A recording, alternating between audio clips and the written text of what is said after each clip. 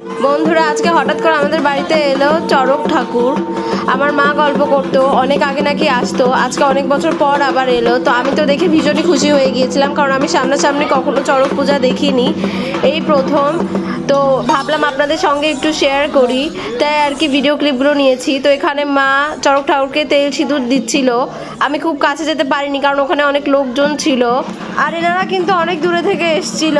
আমি তো ভীষণই খুশি ছিলাম, কারণ আমি সামনাসামনি কোনোদিন দেখিনি, আজকে দেখতে পেলাম।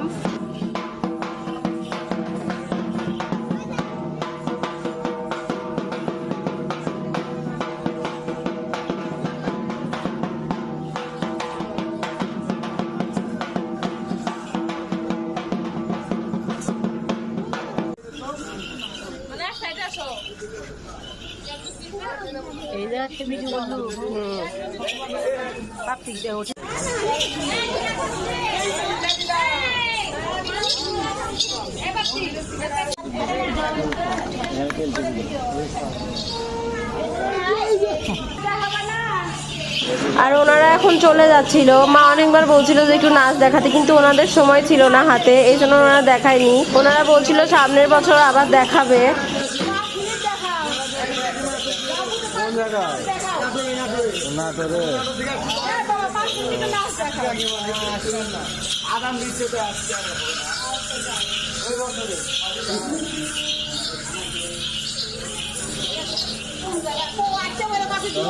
আর এখানে মা সবার কপালে একটু সিঁদুরের টিকা দিয়ে দিচ্ছিল।